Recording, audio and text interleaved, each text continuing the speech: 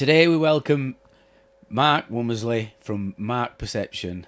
And first of all, apologies for having to drag it out again. We've already done this once, so Mark's going to go through this and hopefully you don't remember what he said last time, which he's just said.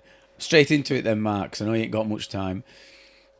Where did it all start at school? What school did you go to? So, hi Sam, how you doing? You okay? Originally I'm from Yorkshire, a place called Stutton near Tadcaster. So my parents sent me to a school called Reed School over in Drax, near Drax Power Station, public school, private school. Not out of choice. I think originally I wanted to stay where all my friends were at Tadcaster Grammar, but mum and dad, wanting to give me a better opportunity in life and a better start in life, decided to send me to a public school, an all boys school, which whether it gave me that better start or not, I don't know, but yeah, that's where I went. And originally you were just there through week. You weren't boarding, were you, originally? Yeah, no. I mean, like I said, originally it was, Drax from where my parents were living at the time, it's a fair trek. So, the days were long. I used to have to get up at 7 o'clock. My parents would drop me off at a place called Sherburn, which was about 6 miles down the road. Then I'd catch a bus with some other kids from Sherburn to Selby, a transfer bus from Selby to near Drax Power Station, and then the minibus would pick us up and I'd go to school. Return journey pretty much the same, leave at 3:30. Get to Selby at 4, kick around in Selby for half an hour, catch the bus home, usually get home about 6. So there were long drawn out days. And on top of that, because it was mainly a military school and there was a lot of kids there whose parents were in the forces from Germany and, places overseas. We had combined cadet force, which meant that occupied your Thursday afternoon. So then I had to go to school on a Saturday. So it was drilled in quite from an early start that, my working week was a long working week. What sort of age were you then? So, left junior school at obviously 12, and it was at that point where I was going to senior school that my parents decided to make the switch and send me to the boarding school. And like I said, it wasn't out of choice. I was leaving a lot of friends behind, friends that I'd grown up for 4 or 5 years at the school I was at. But, their choice at the end of the day. And what were your favourite subjects, Mark? Well, without a shadow of a doubt, that's obviously going to be art, wasn't it? I did well at school, but it was more of a scrape through than being total academic. I think like most, you either go to school and you're very much into your education or you've got other things on your mind. And, school to me was somewhere where you had to go. It wasn't somewhere where I enjoyed doing homework daily, all the time. So, yeah, it was without a shadow of a doubt, obviously art. Do you have any favourite teachers? Anybody that you took a shine to? Uh, Or any that you didn't like that didn't take a shine to you? No, I suppose you do what you do at school. Like I say, I wasn't, the best academic kid for being a swot and sitting down and doing my homework all the time. Homework tend to be done either on a morning coming into school on the bus or, where it had to be done. Art wasn't a problem. I loved art. I always got stuck into art. But teacher-wise, yeah, all the teachers were decent teachers. There were some that were strict. I mean, don't forget, this is going back to 80s when you still used to have the cane and the slipper. So if you didn't behave yourself, you came in for hiding. And did you ever get cane or slipper? Yeah, once or twice. I think once was it was something to do with homework. I think it was in a geography class, and we all basically got bent over the desk and whacked. And then another time was, I think once again we were all close to getting it, but a lot of us jumped out the window and tried to run for it and got collared back. Were there any bullies at your school? Did you get any problems with any other pupils? You always, bullying's a good question because obviously, it happens in the workplace nowadays too. So it's not just something you get at school. Lucky enough, no, I didn't. It did go on at school, especially in a boarding school. But I was quite lucky because I tried to be cool. I tried to be in with the in crowd, and I pretty much was with the in crowd. So I avoided the bullying. I think the only time I remember getting picked on, which I think I mentioned before, was once during a combined cadet force on the Thursdays. Used to have to, go in uniform. So every day I was trekking into Selby on a Thursday looking like an idiot in combat gear at the age of 16. So to try and be cool, I used to try and not wear all the uniform. And this one particular day, I was on parade and I had a T-shirt underneath the shirt. I was missing the badge off my beret. My docks were dirty. And I got pulled by one of the sergeants and, he gave me a drilling down. But then he noticed that I had some jewellery and some chains around my neck that were just obviously fashionable at the time. And he asked me why I was wearing a T-shirt, why I was wearing chains, told me to take the T-shirt off. And then because I was a bit lippy, he grabbed hold of one of the chains and he ripped it off my neck. And in response to that, I was even more lippy. And he basically told me to set off running. And he literally chased me around the school grounds, across the rugby pitch, the football pitch, through the kind of like playground area, across the road, onto the cricket field. And eventually it got to the point where I just couldn't run anymore. And I turned around and I put my hands up. I said, look, I'm sorry. And he just came straight up to me and he kicked me in the nuts. And he had a set of metal toe cap boots on, put me to the deck. And yeah, never was lippy to him again. Oh my God. I said, that's like bullying in this yeah, precisely. Like adult brain a young kid up. So you took your exams and stuff. How did you get on with your exams, and what did you go up to sixth form, or did you go to exam wise I did okay. I mean, I wasn't, like I said, I wasn't the shining student. I think I did 9 GCSEs and I passed 6 of them. Got A's and B's and a couple of C's, but I did enough to obviously get the grades. Because I wanted to do art, sixth form was never really of interest to me. I didn't want to do A-levels because I wasn't doing something academic where I'd need A-levels, and the qualifications I had would get me into art school. So from leaving Drax at 16, I went straight over to Harrogate Art College and did a H&D there in graphic design and advertising.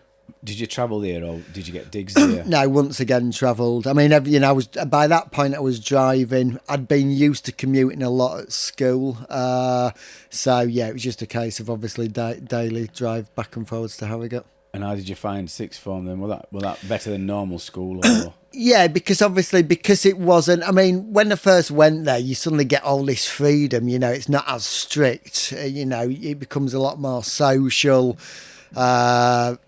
You do the work. It's enjoyable. You're doing something you wanted to do. So, that then progressed to me going to university and continuing the education from there. Did you have any jobs in between? Which were your first job that you so first couple of jobs I had was worked in a clothes shop in Leeds, and also worked as a kitchen hand in a kitchen. So Saturdays it was pretty busy week because I'd be at college all week. I mean, these jobs started straight from school.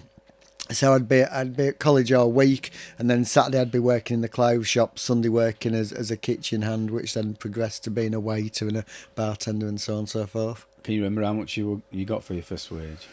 Yes, so the Saturday job in the clothes shop was £18 a day, minus my £2.50 bus fare, so it was about £15.50.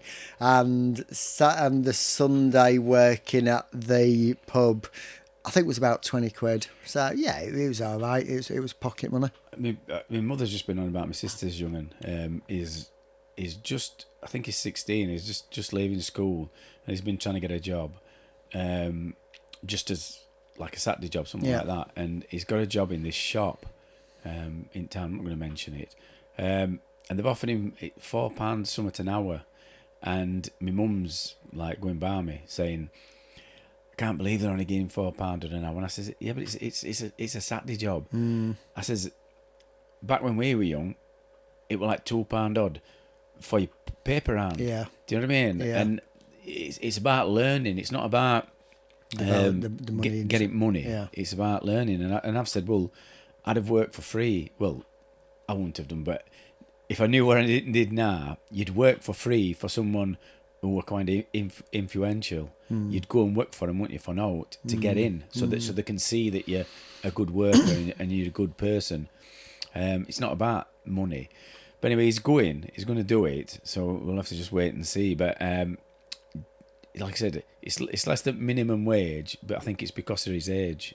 I don't know. But I mean, if you look at it, I mean, it's still like 30 quid a day, 30 quid a day for a day's work, which is good. And you know, I think when you are that age, it is about the pocket money. You're not having to be earning hundreds or thousands because you live at home with your parents. You know, you don't have to pay bills, you don't have to pay a mortgage. There's nothing you need. There's no outlays. It all goes in your back pocket for your spending money. And like you say, it's life experiences.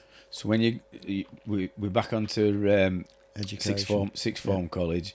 So what happens next then? Do you take your exams? Yeah, so after basically doing the HND at Harrogate Art College, the next stage was obviously university or employment, and I took that leap to go to university. So it was a choice between Birmingham or Newcastle because they were the two best kind of like courses for what I wanted to do. Because at that point I was getting a bit more specific about the direction in design I wanted to go. And it was more towards, you know, the advertising, the design side. So chose Newcastle and went up there and did a degree up there until 1993. And you know, great course, great city, loved everything about it. How did you find studying when there were so many distractions? Because, yeah, well, once again, I think it's a story of my life. It's either, you know, play comes first and work second. No, you know, the thing is about art, and I'm not saying it's an easy subject, but it's far easier than some because, you know, you're not having to sit loads and loads of exams. You're not having to swat for hours looking at books. You know, you're not being a lawyer or, you know, a mathematician or an accountant. So a lot of the work is actually done, you know, during student time. And, you know, life at university has changed a lot. Back then, you were there every day. Now, you're probably only going once every 2 weeks, and a lot of it's done at home. So, it was a combination of a great social life and obviously, you know, doing your college work as well. Did you? I mean, when I went to college back in the 90s, obviously it's a similar time to when you went. I had lecturers doing an HNC, and we'd sit in classroom, and there were older guys who'd been experienced in building trade, and we'd just get them talking about you know, stories from when they were on site, and they'd go off on a tangent, and that. What type of lecturers that I had when I were at college, they used to tell you about the stories, and you could sort of you could relate to that. Now it's more course driven, isn't it? But what it's saying for you, did you used to listen to their stories and stuff, or were it more teaching? Yeah, I mean, to tell you the truth, I think because at the time I was there, I was doing visual media, so it was everything to do with the advertising. I mean, don't forget, this is before social media, even really before websites. So, you know, everything back then was either what the class is below the line or above the line advertising. Below the line advertising was everything to do with press magazines. Above the line was TV adverts, so on and so forth. So my course was led on above the line advertising, doing like TV storyboard work and graphics for that. And there wasn't really, you know, the lectures didn't really get involved on a weekly basis. You'd have a meeting with them on the morning. They'd give you a brief and you'd go away and do it. And then they'd assess it at the end of it. So everything was like really learning off your peers and you know, everyone else that was on the course. Did you make any friends while you were at university? Yeah, I mean, you know, I've still got friends that I work with now. In fact, one of them I employ. He's based down in London, but he does a lot of work for me. So, you know, all the way through life, wherever I've been, whether it's school or college or university or now in Barnsley, I've got a collection of friends that were close friends at the time that I've always stayed in contact with, because it's important to, keep hold of friends and people, Of course it is. So you've done your sixth form, you've got your results, been to university. What about your first job? So when it came to the end during the last year of university, they offered placements to all the people that were employed at various agencies. I think the course lecturers had worked advertising side, so they had a lot of contacts, and they used to push their students into kind of like, weekly, 2 weekly placements. So I was offered a position down at Ogilvy and Mather, which, still a great agency, but back then it was one of the global leaders. They had offices in Soho, central London, great location. And I was sent down there. So I went down, I think it was in around Easter time. And I'd been quite lucky because the year before I'd met a girl on holiday that lived in London, and I'd been dating her. So I was able to stay with her while I was down there. And I kind of went down, first day walked in, remember, glorious sunny day, central London, going into Soho, sitting down, starting the work, and just got really on with everyone. And I found that what I did was I wasn't trying to be first out of the door every day. I was getting there probably one of the first in, so I was there at 8:15, 8:30 in the morning, and then I'd work till 6, half 6, and I'd leave. And at the end of it, I remember the director saying that, he was really impressed by my enthusiasm, and did I want to prolong the length of time I was down there. So, 2 weeks rolled into three weeks into a month into 2 months, and eventually they gave me the job, as a junior designer, and I never returned to Newcastle. I went back up there for the final, exhibition, but that was it. So I'd kind of jumped the last part of my university and moved down there. Oh, so then you got all your stuff moved down. Yeah. I basically literally went back up, towards the end of time, just for the graduation, and just moved everything out of my flat back to my parents and continued living in London. And what's London like as a city to live in? Yeah, it's a great. I mean, I've lived there twice. I moved down there in 93, stayed till 95. Then for health reasons, I ended up having to pack in design for a while, went to Australia. Then when I came back, I found myself in around 98 moving back down to London, and I stayed in London from 98 to 2003, 2004. So in total I was down there for about 7 years. Bought a place down there. It is a great city. It's not the cheapest of cities, but it is a great city because you're always in the hustle and bustle of it. The difference is that because you work in London, you tend to go out straight after work for drinks.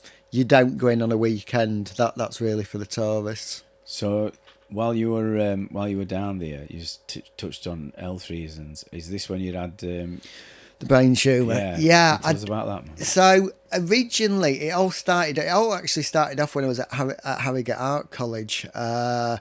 Driving at the time, I remember one Saturday I'd been into Leeds, I'd had an accident, I'd pulled out of a junction, truck had driven over the front of my car, put it through the insurance. But then 2 weeks later, I was driving to Harrogate Art College, and I went to overtake someone. I didn't see a car coming towards me, and I clipped it. Parents went ballistic, you've bumped your bloody car again. So I made the excuse that I might need my eyes testing, and I went for my eyes testing, and it worked out. I had a blind spot on my right eye. They couldn't understand what it was for. Went to the hospital, did a brain scan, CT scan, and it worked out I had a brain tumour with potentially 6 months to live if it wasn't repaired.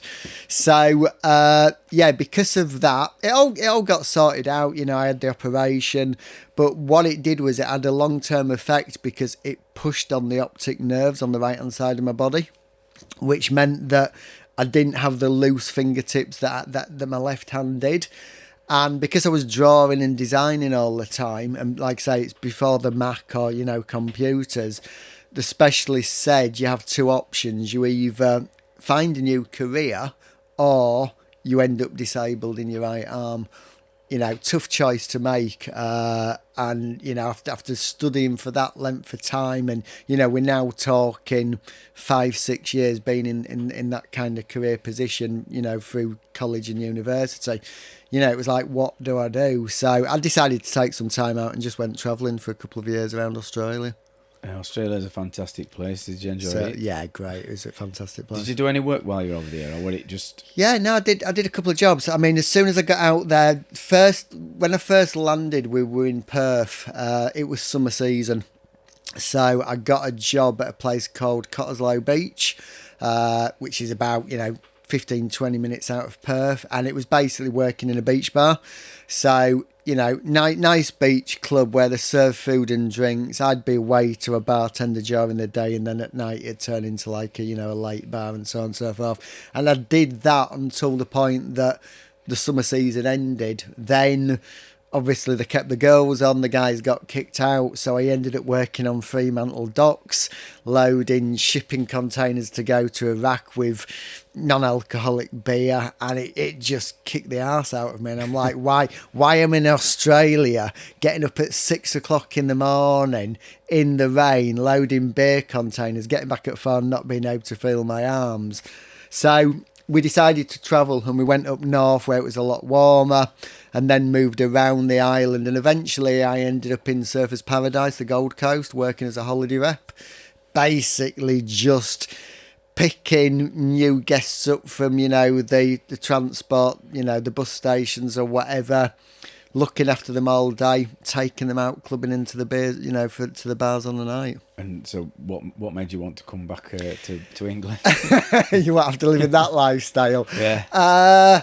My visa had run out. I'd been out there now for a year, and it was time to come home. So I remember I flew back on, I think it was the 18th of December, and landed in London with a surfboard under my arm, longer hair, shorts on and a tan, and got on the plane back to Leeds, and it was just full of old miserable businessmen, grey, looking miserable, and I thought, what am I doing back here? And I got, virtually within 24 hours of being back, I said, right, I'm going to earn some more money, and after Christmas I'm going back out.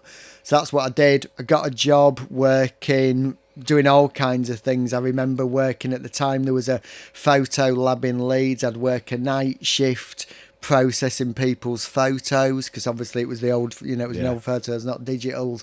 Worked in a clothes shop, and I just got as much money as I could. And then on, I think it was February the 1st, flew back out to Australia, went back to Surfers, worked there. And then worked my way down to Sydney and ended up getting a proper job working for photographers in a photo studio. So that'll have been a bit of experience for you, doing photography. Yeah, and it kind of like led me into the next role, because when I got back to the UK, I then decided I wanted to go back into agency. But the problem is, because I'd been a graphic designer, every company I approached wouldn't take me on, because their philosophy was that if I'd been a designer, I'd interfere with the design process too much, and I'd be telling the designers what to do. And I flipped it on its head and said, well, actually, if I can go to a meeting and take a clear brief, then I'm saving the designer half the job. But no one saw that, and they didn't see through that. So I ended up applying for Telegraph newspaper, working as an art director for their editorial suite. So basically what I'd do is I'd be given a budget, I'd be given a brief of photo images that need shooting for editorial. So that could be businessman at a desk having a row with an employee.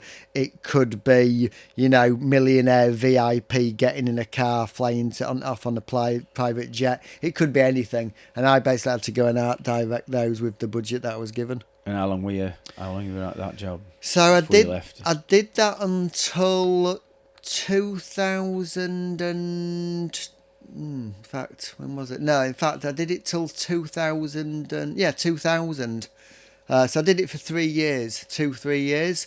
And then I was on a stag do in Ibiza. I'd organised a stag do for one of my friends. I was the best man. And while I was out there was a lot of going to clubs, going to bars and so on and so forth. And one of the guys that was there, a guy called Andrew Keeble, he was director of Communities Chorley's in London, which was one of the biggest printing companies at the time.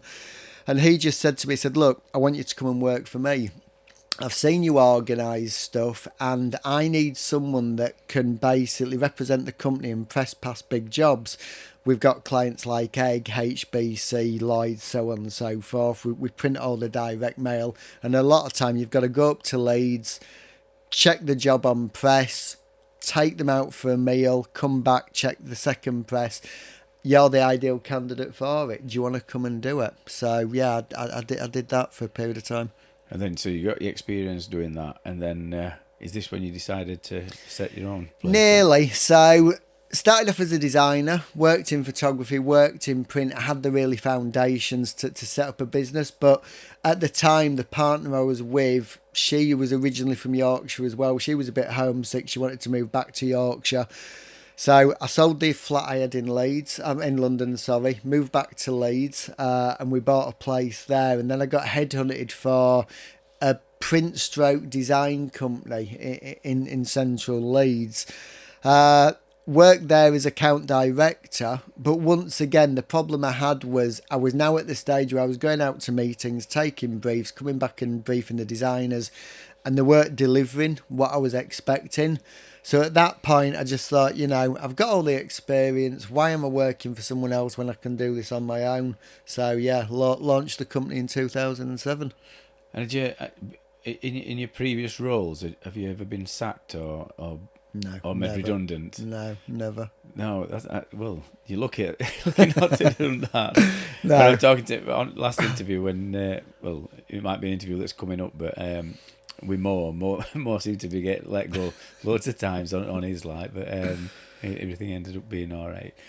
So you've not had any experience self-employed. How did you find starting and setting up your own business, Mark?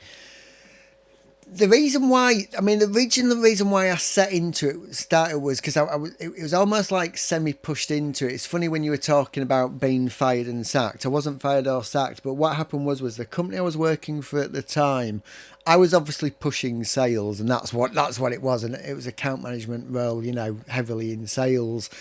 And the company was doing okay, but the director brought these two people in that were highly overpaid to bring in more business, and their expectations were far too high. They were unachievable, but they pushed and pushed and pushed all the time, and it got to the point where, like I said, I'd just had enough. So I decided to take the leap of faith and set up Marked Perception, like I said, back in 2007. And I was quite lucky because when I did the jump, I was working with a key account that was a company called EMIS Healthcare, and they basically jumped ship with me because I was their account manager. They said, wherever we don't deal with that company, we deal with you, and we like dealing with you, so we'll come with you. So all the design and all the print that I did for them at my old company, I got to carry over with me. And it was touch and go because when the company I previously worked for found out, they weren't happy about it. But the client said, look, it's our decision and we choose to work with you. So that gave me a good foundation to set up the business because I wasn't going feet first where I needed to go find loads of new business. That progressed, but I had a safety egg there. So you said 2007. Well, that around about same time when you got your... No, 97 was the brain tumour, 10 years previously that. But what about with skin cancer? So so skin cancer, that was 2010. So I was well into the business, and that all came from being in Australia.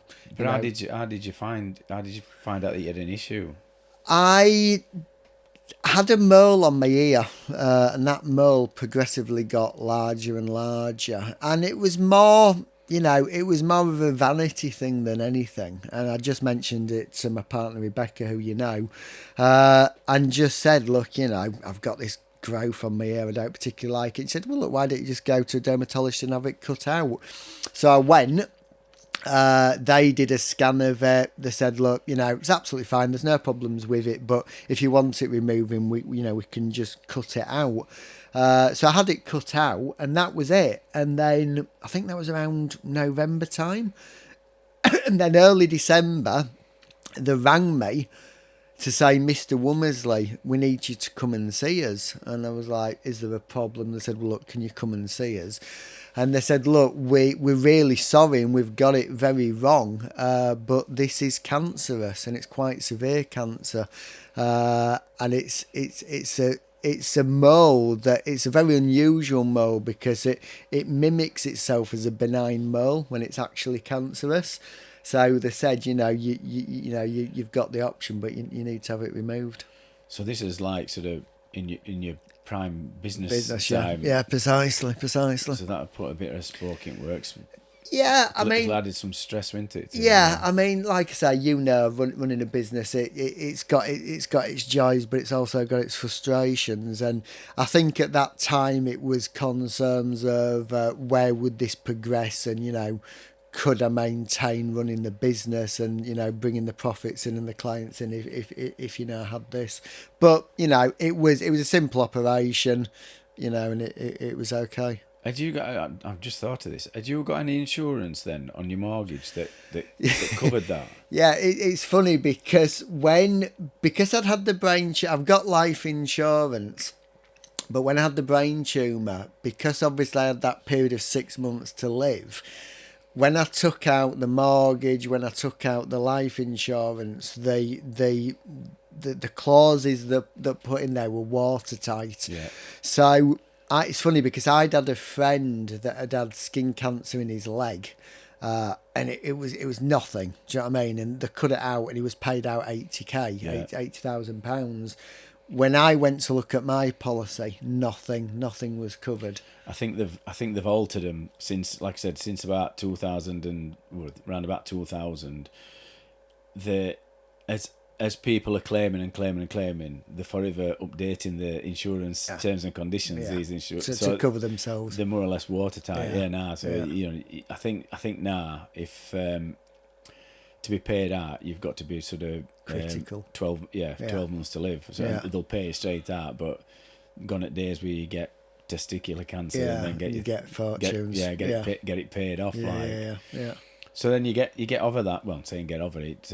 You'll have been in remission, won't you? So yeah, I mean, I still get checked now. But yeah, I mean, this was 2010. So it's 12 years ago. But yeah, I still get checked out, regular. So then your business starts going from strength to strength, and you started evolving your business as well, didn't you? Right? Yeah, so I mean, originally when I set out, it was design and print, and I set the business up slightly different. What I didn't want to do was, because I'd worked for a company before where people were employed, this is when I found the problems that the people that were employed half the time were exactly that. They were employed. They didn't have the drive or the ambition to be a company director. So they were being employed for the money that they took home to furnish the lifestyle as such. So to them, a lot of it was going out at weekends. And I didn't want to run a business where I was paying people to be sat flicking around on social media day in, day out. So over the years, I'd got like a roller index of contacts, photographers, designers, copywriters, so on and so forth. A lot of them had started up their own businesses, but they weren't employed by other people. And I just approached them and said, look, this is the idea behind the brand and the concept. This is where I'm aiming to develop the business. And what I want to do is I want to pull a team of designers that I can call on that are exclusive to me, that they get paid for the work they do and the projects they do, and the rest of the time they don't. And yeah, I brought on a team of 5 designers, 3 based in Yorkshire, 1 in London, 1 in Manchester, and it's just worked ever since. And since that, working that same kind of blueprint, I've added copywriters, photographers, illustrators, so on and so forth. But you've changed what you do from when you originally started. Now you've changed to is it doing Property. property Yeah, now? it's evolved. I mean, when I originally started the design agency, I was kind of like picking and choosing the clients that I wanted to work with, and we started off. I think I fell into working with a lot of like property at the start. And we were doing a lot of like brochure work and hoardings and so on and so forth for property companies. But then there was a crash in the market, so I had to diverse away from that, and that's when I became more general.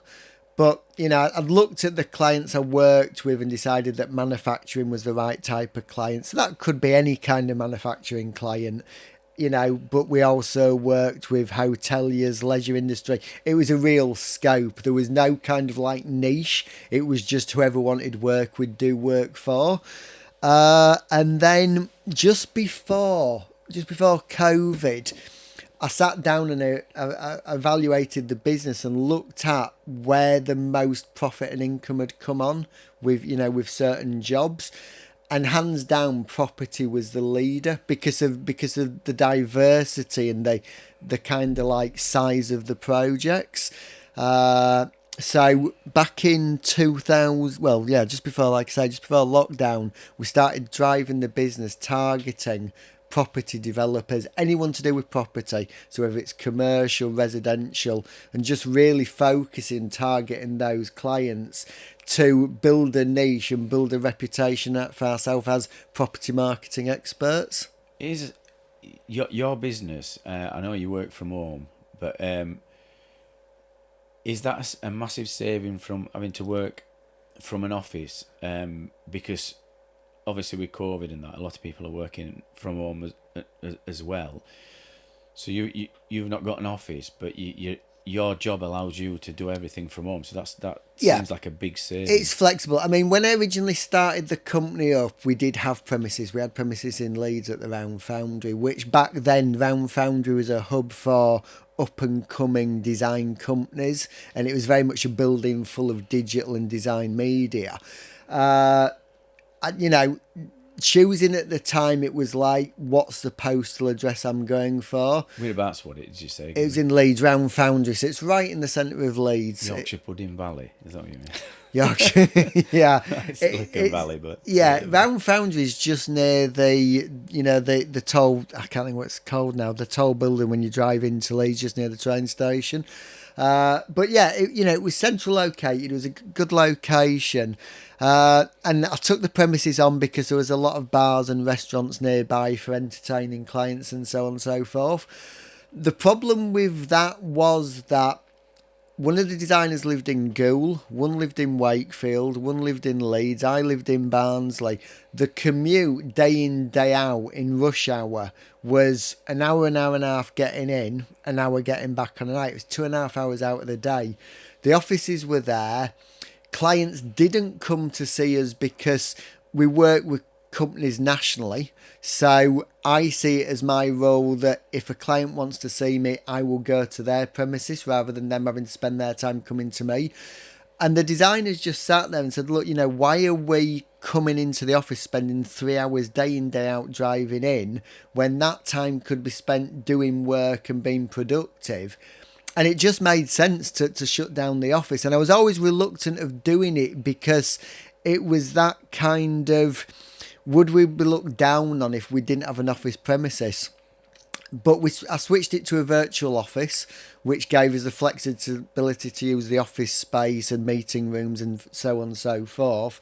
Had the receptionist and just converted it to, that flexible kind of hotspot office. And it worked at the right time because, like I say, because of COVID now, it's become a way of life where you're not frowned on if you're not in an office. What would you have had in your office that you can't have Nothing. At home? Nothing. No, it is there. So it's basically like having a watch, I suppose. It's yeah. Like, look at our offices and it's impressive. That's what it was. Yeah. And as daft as it sounds, it's like when I was looking at the location of working, I chose a major city just because of the credibility. Because if I was approaching companies in London or overseas and I said my offices were in Barnsley, no one would know where Barnsley was. This is pre-COVID, isn't it? Yeah. After COVID now, it's Yeah, it doesn't make any difference. Everybody's working from Yeah. home, so it's like you've got big corporations and banks, and all their staff are still at home. Precisely. Because then they wanted to get rid of buildings so they can save money. And that's where they're struggling now, because obviously that will affect the cities. But I remember when I set up the agency and I decided on Leeds, I always remember there was a guy called James Somerville, who owned a company called Attic in Leeds. And he was part of the Prince's Trust when he first set up. But him and his partner, Simon, set up their offices out of the grandma's attic, which is why it was called Attic. And they used to have a sign in the window that said Huddersfield, London, New York, and I think it was something like Tokyo. And that's what they'd promote themselves as. And they didn't have the offices. It was just a perception they created. And eventually they got all those offices. But it was kind of like that accreditation. Yeah. I mean, just saying about COVID, obviously it's... Did you lose any work during? I know you said that you kind of went from strength to strength, but did it affect your business in any way? Yeah, massively. I mean, the thing is, I felt lucky in the December before COVID, because in December we landed a contract with a property developers in Nottinghamshire that were building 42 luxury homes, and I'm talking like high end, kind of like basic houses were about 400 grand, top houses up to like 850. And they wanted everything to promote that development. So it was social media advertising, it was CGI renders, brochures, hoarding boards, website, video, the lot. And that landed in December, and then COVID came in February. And because a lot of the other clients were in manufacturing, they stopped marketing. There were no exhibitions to attend, so they didn't need brochures. They weren't selling. It was all about retaining the money they had. So, for example, we were meant to do some work for Jersey Boat Show. That got cancelled. We had other exhibitions in Birmingham or wherever. They got cancelled. The leisure industry clients we worked with, they stopped all work because people couldn't book hotels. And it basically just, the work fell. But lucky enough, because of that property development project we had, and because property was booming and it didn't affect really the property industry, that carried us all the way through lockdown. And while that continued project, I just drilled and knocked on every single property door I could to create opportunities. So now you're predominantly property, aren't you? Yeah, predominantly. And that's your niche now, isn't it? Yeah, I mean, like I say, we will still do design for other clients. We do have other clients that we do work for, but if they come to me asking for that, then we will do it. I don't go looking for it. The clients I look for now is all property based and property led. So obviously your job's not a regular 9 to 5. No. What hours do you do then? Whatever it takes to get the job done. I think that's where that's probably a benefit to me. Not a benefit. It's probably something that I pride myself on, because if a job needs doing, I'll get it done. And my philosophy is that if someone comes to me tomorrow and says, I need something and I need it tomorrow, if it's doable, I'll do it. And if that means working long hours and through the night to get the job done, I'll get it done. We had a situation before Christmas where a new developers we were working with over in Warrington needed kind of like 10 CGIs to promote a new development that was happening in January. That would predominantly normally take around a month and a half. They gave us 2 weeks to do it. And I just said to the guys, I said, look, we've got to do it. It's working over Christmas. It's a pain, but let's get it done and we'll take the reward afterwards. And that's the way I work now. If someone wants something and it means I've got to bust my gut for a week, I'll do it. Then I can take time off after, because that's the beauty of being your own boss. How do you find actually getting work? I know that before COVID, you honed in on this builder, and then obviously people started coming from that. Do you do any advertising, or is it kind of word of mouth, or is it just through industry? Business for me has never come through word of mouth. I think there's only been twice I've got business through word of mouth, and I find the reason for that is because when a company finds a designer or a copywriter or a photographer, they almost don't want to keep them to themselves. They don't want to share them because, one, they're sharing the time. So if they want something doing and you're doing something for someone else, that eliminates the time they've got. And also, they don't want you doing something better for someone else. So we had a company that we worked for in Ilkley, and the girl that was the marketing manager at the time put me in contact with someone over in Jersey. We set up a good relationship with them. We started working with them. When the company I was working for in Ilkley found out, the directors went mad because they were like, "Why have you shared our contact with with one of our clients?" So business has never come through word of mouth. It's always been a case of looking for it. And the way that I tend to do that is predominantly through LinkedIn, because property is very much a business niche.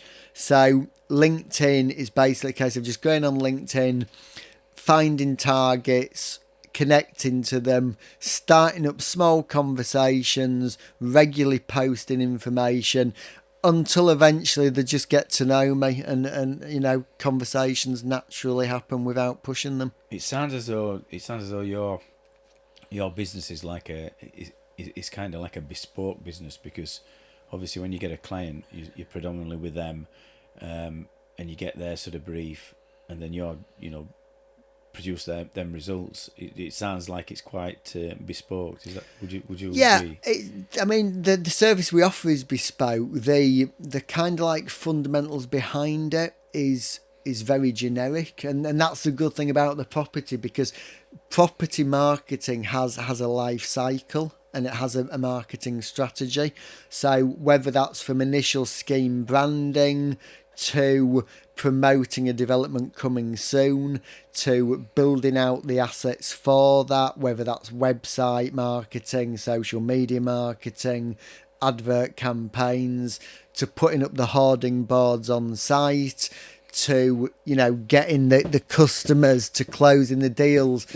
It does have a consistent life cycle, and once you know that, you just follow that with every developer. So you're never reinventing the wheel. So what are your biggest startup costs and stuff, and running costs? Because I know once you've got yours is like a obviously decent computer. Yeah.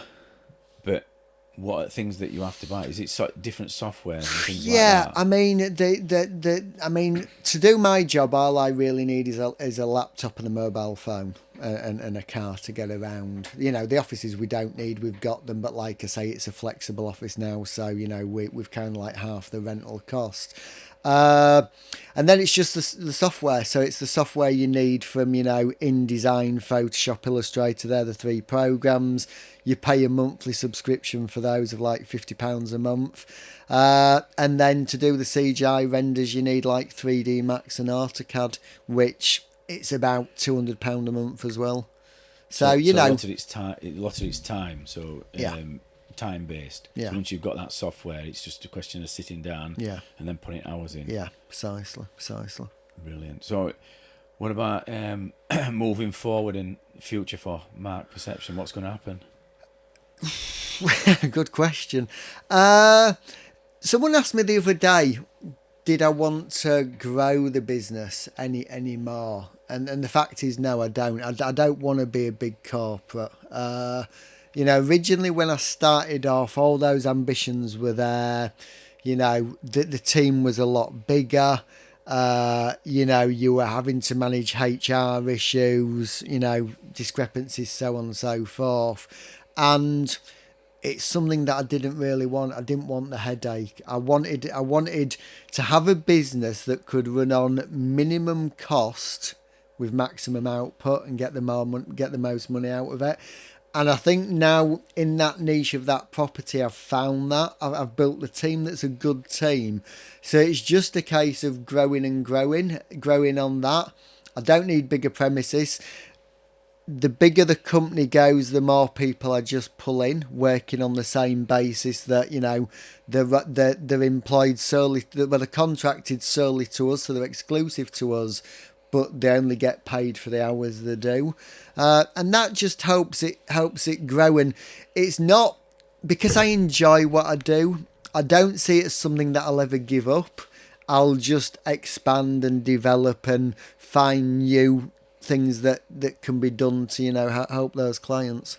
So if anybody wants to get in touch with you, Mark, what are your details? And So easiest way to find me is just on the website, which is www.markedperception.com.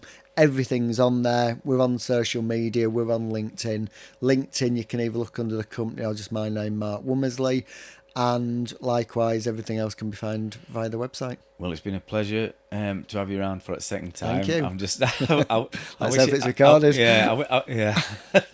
I might be throwing up at the top of the stairs again, but I'm just glad you came around. It's been better than first interview. I'll say that now because we've rolled along with it and similar stuff, but. Like I said, I would like to thank you for coming, and that's Sam signing off. Thank you very much. Take care. Thank you. Right, buddy.